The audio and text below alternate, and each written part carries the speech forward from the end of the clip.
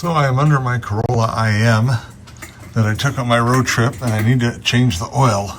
But you can see I had to go through a pretty deep puddle. And look at that. So it was slowly coming off as I had some rain that I got to drive through. But you can see all the mud and dirty water.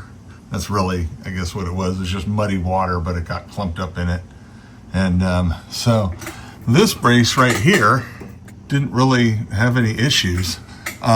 This one right here, this one definitely got pushed up, bent up into the tray a little bit, and it actually probably helped protect some of the things that were up in there. So I don't doubt that at all.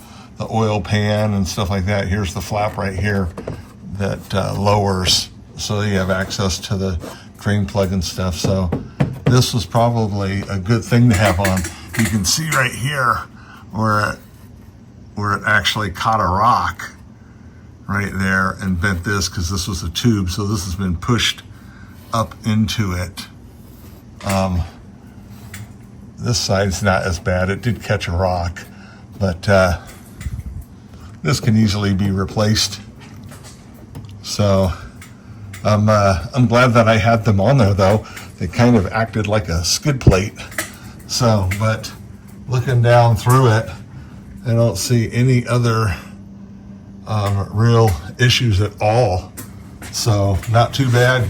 Literally going down a 4x4 off-road that this car had no reason to be going down. So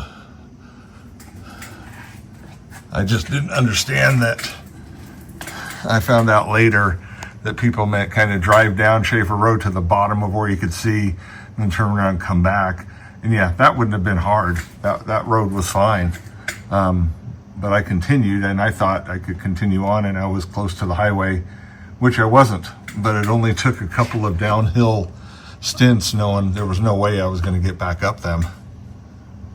But anyway, I thought this was a interesting little tidbit. So I'll get this bar taken off so I can drain the oil. Take this. This is with the cover off. You can see, like I said, it was a pretty deep puddle, body of water with a lot of dirty, muddy water in it. And you can see it all here, very evident. So I'll be doing some serious cleaning up in here. Just needed two hands to get the little safety clip off of it. So we'll let that sucker drain out. Okay, that's dripping the last little bit. So now I'm actually gonna go up and pour some clean oil through it and flush the last of the dirty oil that sits in the oil pan. Okay, I just poured some clean ultra platinum, Pennzoil ultra platinum through, so only about a half a quart or so, just enough to just kind of push through some of that dirty oil. So get this oil filter off. And there it goes. So what I like to do is turn it a little bit though, and let it start to empty out what's above it here.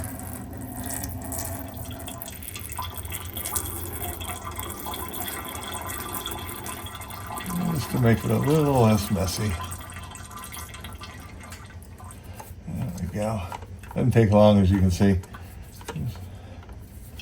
And then once you take this off, well, there's always some from the filter. Okay. We'll save this though and cut open the filter so we can see what it looks like inside. When I changed the oil before the trip, filter looked excellent.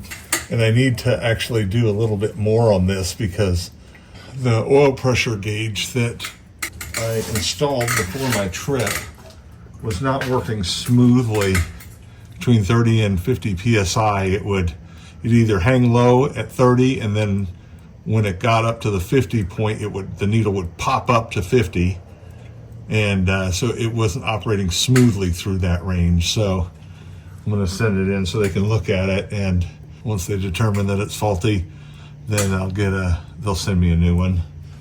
I just put the new oil pressure sensor on right there, so I just bolted that in. So now I can reconnect that and then reconnect that like that. Got everything put back together here. Here's my new sensor.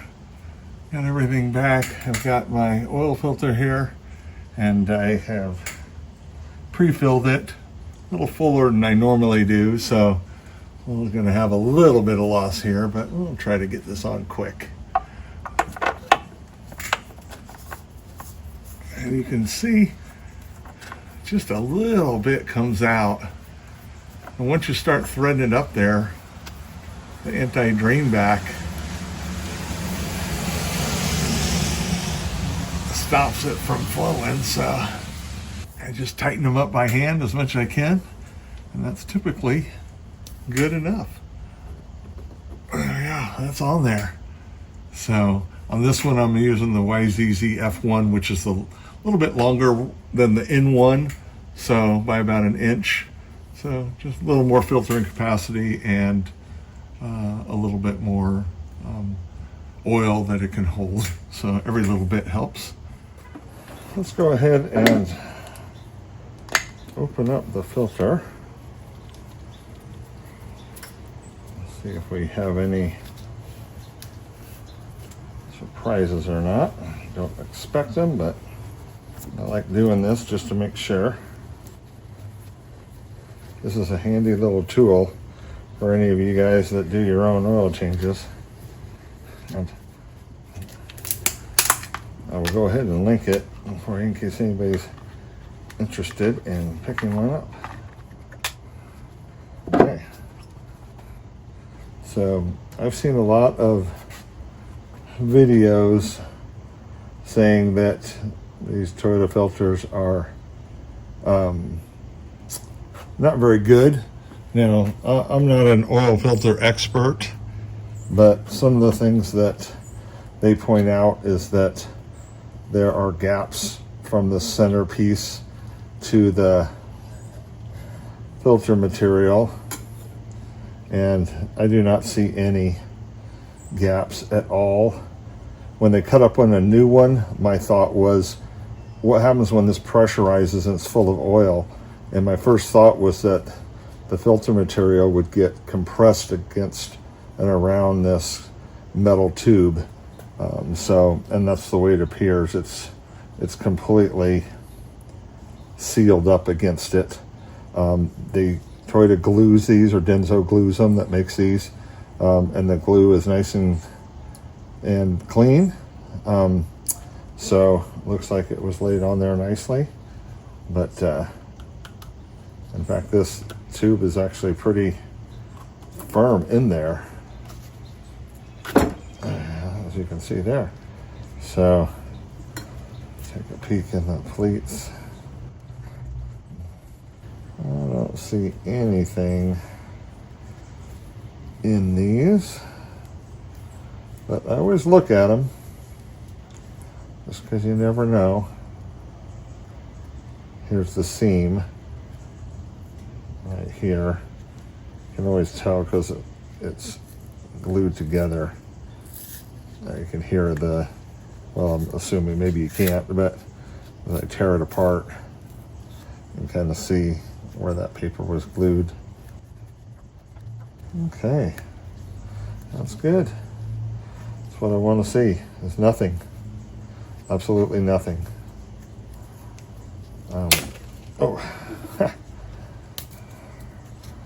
It's kind of depends on how that glue breaks apart there. That's the easiest way to be to cut the ends off so I can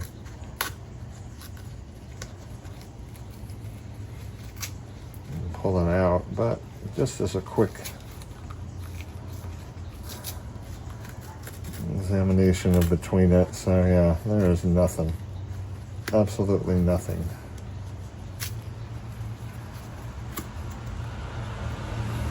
It's as clean as can be, clean as a whistle.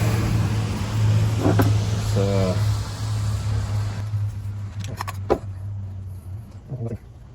nothing remarkable other than that. Here's the anti-drain back. I saw somebody else on a video burn it, and he thought it was rubber at first, but it is silicone. The last thing I normally do is I normally look in the can and just see if there's anything that I should be aware of. I don't really see anything. Dirty oil. Okay. Alrighty. Well, nothing exciting there, but that's what you want. I had to change things up. Here is my cold air intake, and I had a 90-degree elbow, this one right here, and it went straight into the air filter. But I had to change the air filter. The other one was damaged. And so I had to get a pipe here because the old air filter had the metal piece kind of as part of the filter. So I was just able to, instead of this being rubber, it was metal. So I was able just to insert it. So I had to find a 2.5-inch outer diameter pipe so I could go and connect them together. So that's what I'm doing. So I've got this, and now that will attach to that pipe right there. So here's everything back together. So I got the air filter on, got my hydro sock on. I would like to try to find a piece of pipe there. It's a little bit shorter. I really don't need anything more than probably 2 to 2.5 inches at the longest, but this one's 4.5 inches. So I would really like to shorten that up and pull the filter up a little bit more, but it'll do for now, and I'll keep my eye out for a 2-inch outer diameter pipe. Now, and go ahead and put this back up in place and connect the tabs into it and get that out of the way. Then I can put the under piece back on. Well, this adventure is all done. Finally have all the oil changed, oil filter and all that.